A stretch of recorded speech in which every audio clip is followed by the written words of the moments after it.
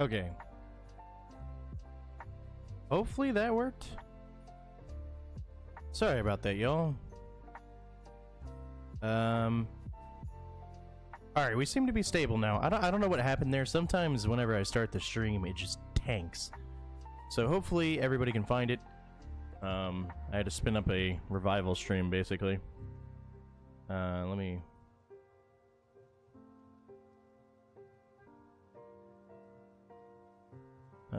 make sure we're good over here.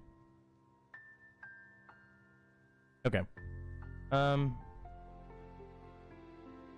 little bit of a spike there. Alright, we're good. So, let's start again from the top. Welcome to... What in the world? Is my video actually that choppy right now? I'm gonna move around and see if I can see myself on the replay. Oh, dude, it totally is. My hardware's all bugging out.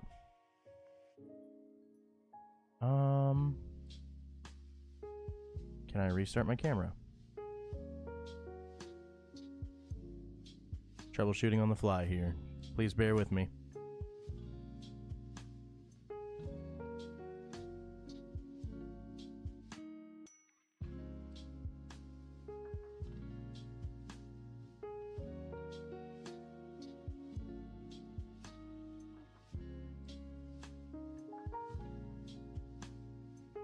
Oh, dude. My whole setup is taking a dump.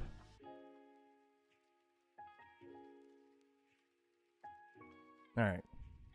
Does that work? Am I better? Oh, that looks right. Everything looks fine now? Oh boy, this is not going well.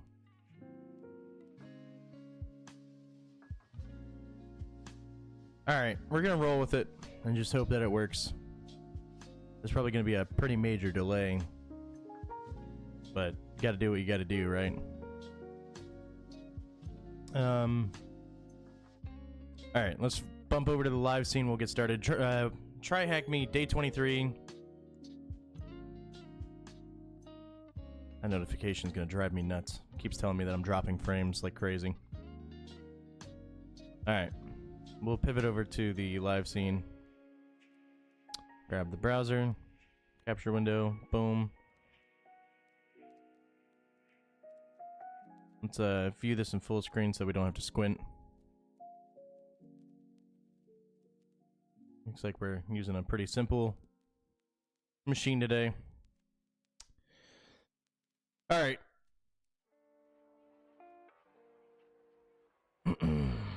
Day 23, what do we got? We are working with password hashes and cracking them. So, let's go ahead and read the story they give us, and then we're going to talk a little bit about password hashing and how we could crack passwords, what hashing is, etc., etc., okay? Glitch has been investigating how mayor malware funds his shady operations for quite some time. Recently, the mayor disposed of various old electronic equipment. One was an old tablet with a cracked screen. Being an avid connoisseur of active and passive recon, who does not mind dumpster diving for the greater good, he picked it up before the garbage truck. Surprisingly, despite being in terrible condition with a cracked and hazy screen, it still turns on. Browsing through various files, one PDF that caught his attention was password protected. It's time you work with the glitch to discover the password and uncover any evidence lurking there. So, password hashing. Why we do it, what it is, or let's start with what it is, then why we do it, and how we secure it, right? So password hashing, let's talk about hashing. A hash is a one-way encryption of a value, any given value. We're going to see some examples of hashes. You can see right here, you see these big long strings right here, where you have all these letters and whatnot. It's just a way of identifying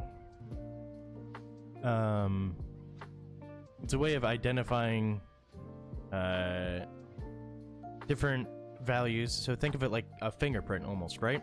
You run this cryptographic equation on it, and it spits out a value, and it says that this is this. So the word password has a hash of whatever it is, and that hash will always be password. You cannot undo the hash, or at least you're not supposed to be able to discover what it originally was when hashed. And, you know, if you change one single thing about it, you have something called a cascading effect, where it goes through and it changes the entire hash so that it's very, very different. So you can tell that something was changed.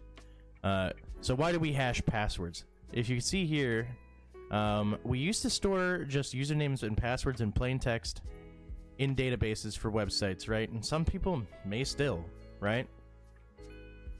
So what we did is we started hashing passwords, and when challenging a user's login, it would take the value that a user punched in, password 123, it would run it against whatever cryptographic algorithm it's using, like SHA-256, to generate a hash, and then it would check the hash that it had saved, and it would say, okay, this matches, or no, this doesn't match, and if it matched, it let you through, and if it didn't match, then you got denied, right? So now database dumps will just show a bunch of hashed passwords if they're doing things right. But the problem is that people reuse passwords quite often. And so you could take the hashes, and people would compile big ol' long lists of passwords, and you can use a rainbow table attack to basically take the hash and show the password, or retrieve the password, whatever that may be. Dude, my stream is just tanking. I'm sorry, y'all. I don't know what's going on. I think it's something with my hardware, honestly. Because my upload health is good. Hold on. I can do something real quick. Do something.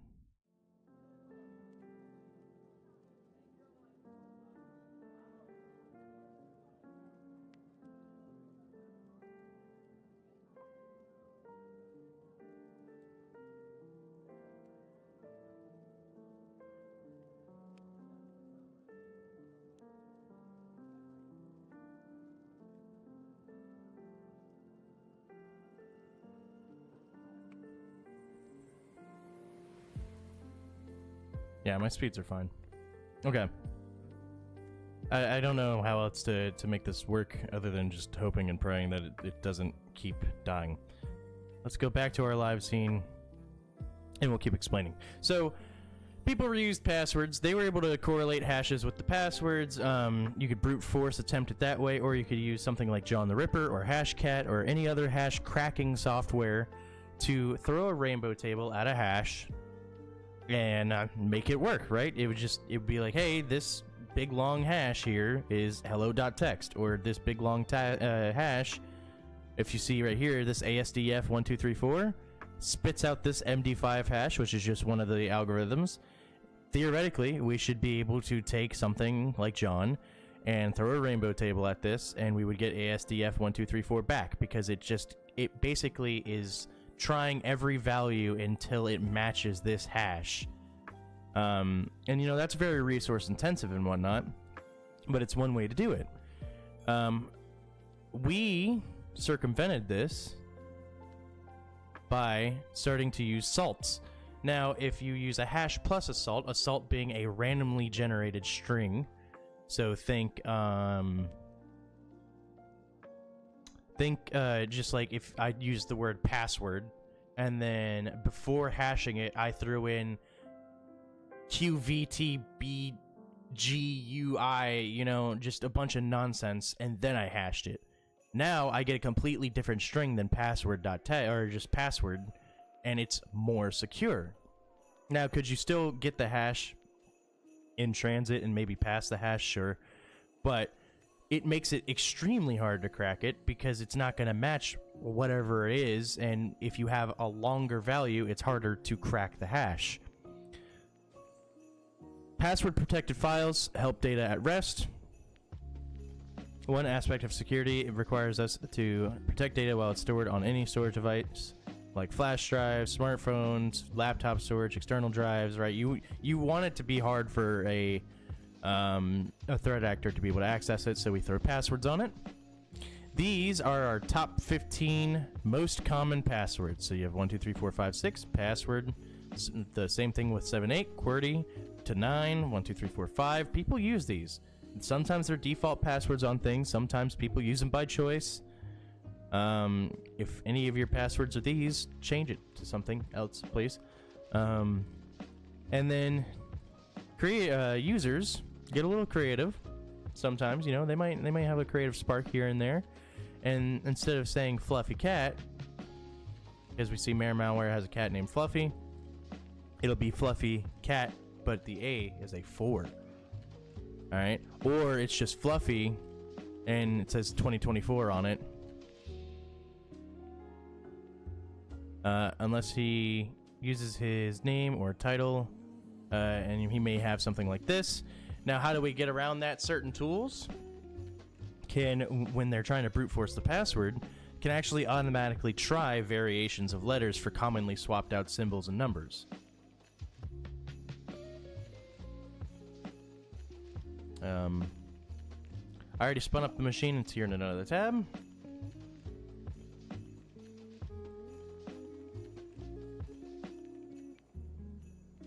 Alright, looks like we're all good.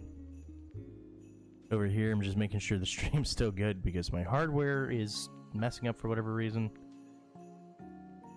Okay. I don't know if any... You know what? Give me a second. I want to pivot over before we dive into this a little bit. Make sure people are not still on the other one. Yeah. We should be good. I don't know. People aren't... Alright.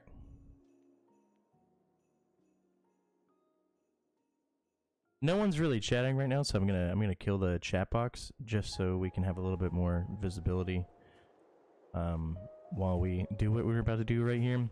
So let's start with the instructions. All right, we're already connected, so we don't worry about that. You can hit the start machine button. It'll start in split view, and then there's 2 arrows you can click to throw it in another tab like this if you want, or you can just do it in split view.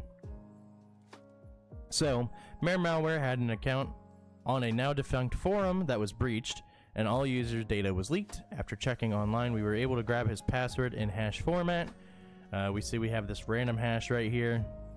We want to discover the original password. The first step in our approach is to figure out the type of hash function. So we can use a tool. Dude.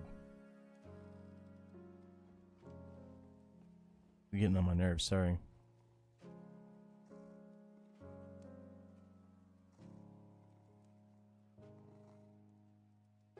What is going on over here? Alright, you know what? Give me a second. Cool. Hopefully that'll help a little bit. So, what we can do is we can use... It looks like we're going to go ahead and use hashid.py. Now we can run this command ourselves if we wanted to. Let's go ahead and cd into AOC 2024. Got the slash. You know what? It's probably all caps. Give me a second. Like it says in the example, AOC 2024. We can list. We see hashid.py, hash1.txt. It looks like we have private.pdf and wordless.txt. So we'll use Python hashid.py. And then, are there any arguments that we have to throw in there? Does not look like it.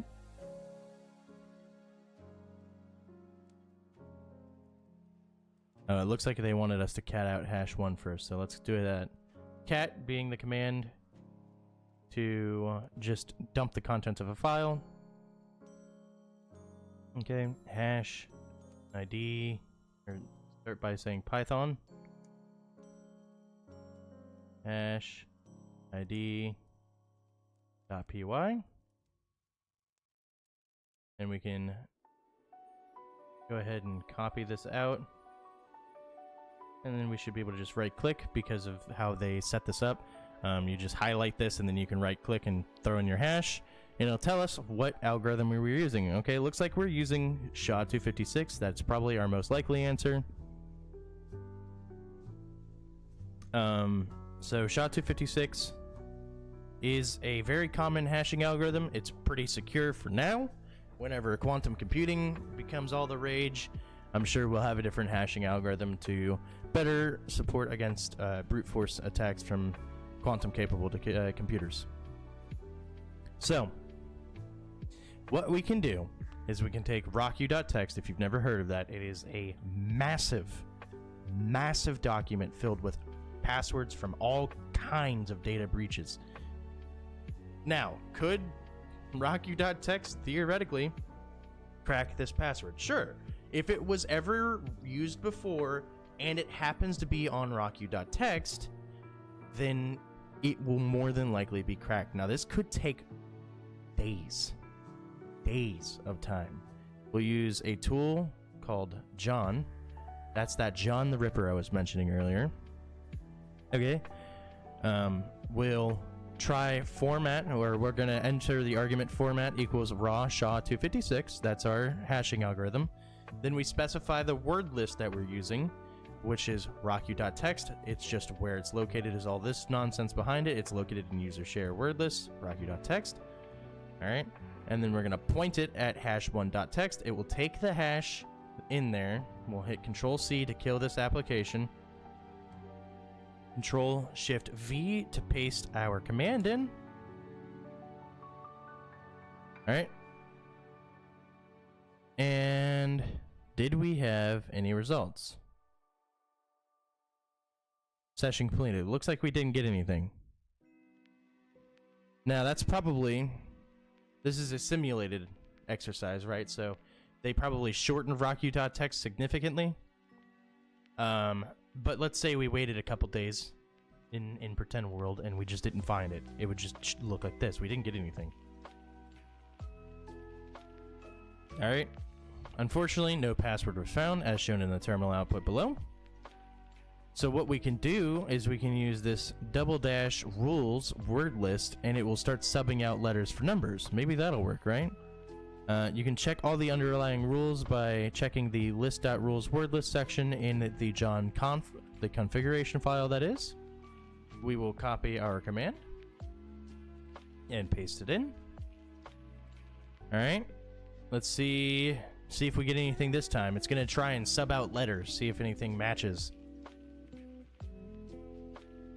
And this may take a moment.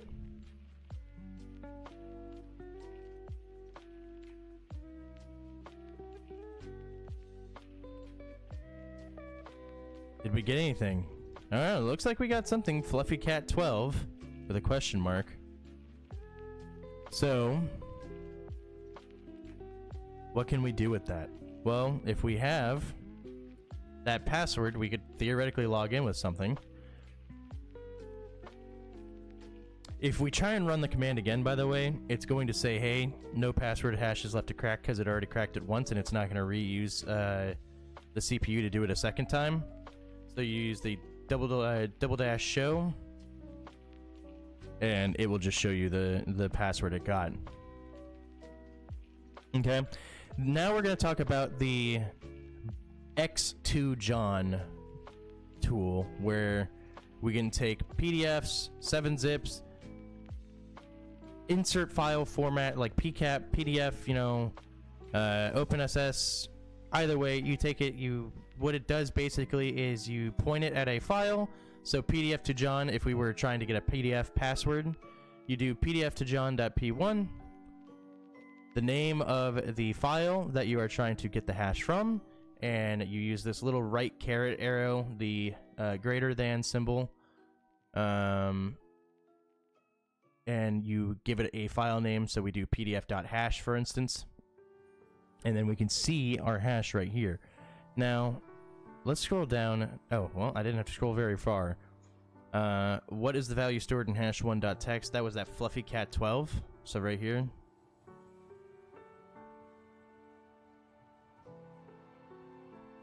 Okay, we got that from John up here.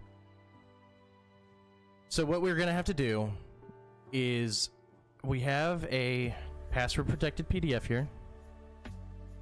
All right, let's see if we can just right now private.pdf. That doesn't seem to work.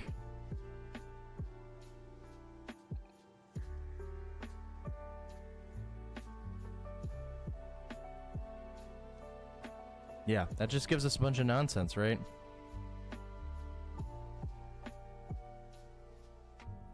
It says guacamole a bunch. That's weird.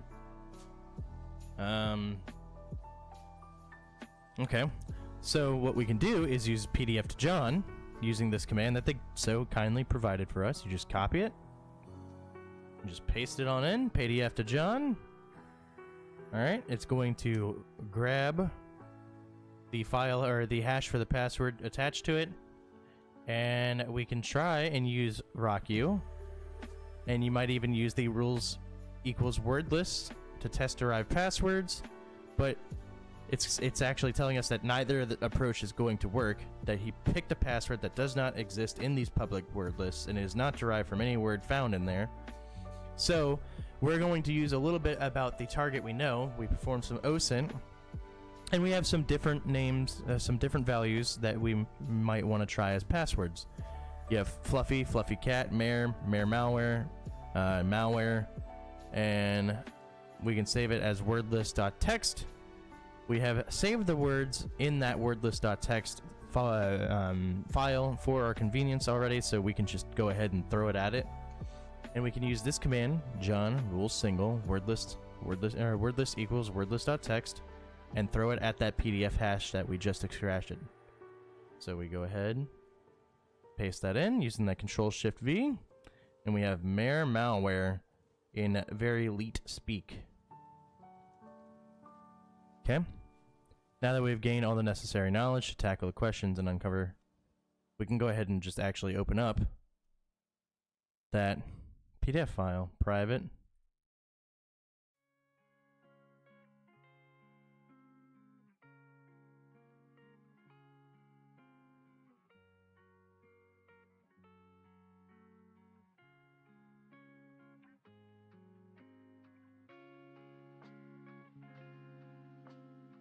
Did we type in the password? I've never actually... Did we just do that here?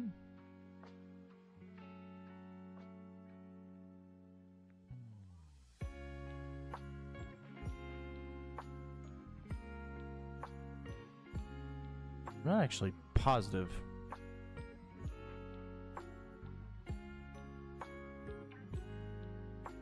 What is the flag at the top of the private.pdf file? After you discover the password...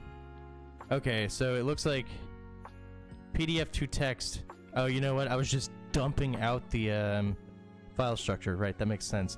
PDF to text, private PDF, UPW password. That's how we're going to... how we're going to read what's in it. Alright, let's throw in that password we got. That I hope I didn't just lose. Nope, it's right here.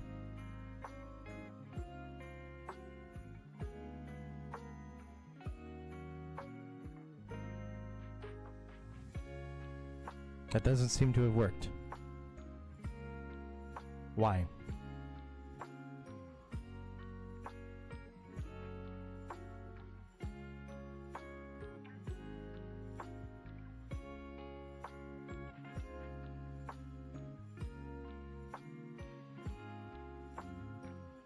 Does it create a new file for us? Oh yeah, private.txt. So we can cat private.txt.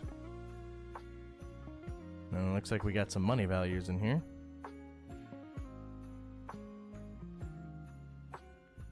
We have transactions, so looks like he's getting a bunch of money from something.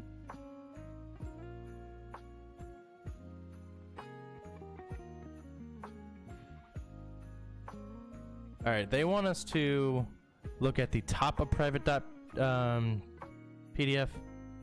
So we can probably just do head private.txt.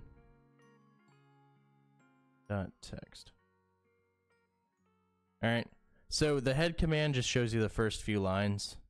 And we have the flag right here, the THM, do not get caught. We'll go ahead and copy that off. Submit. And if you like that, you can look out the cryptography module and the John the Ripper basics room. What's going on, Abe? Yeah, I could have totally used grep. I could have used grep to try and see if I could find the flag that way. But just using the head command also works, because they specified that the flag was at the top, so. If I had no idea where it was in the file, I could have just done like cat private dot text and then use the pipe symbol, grep,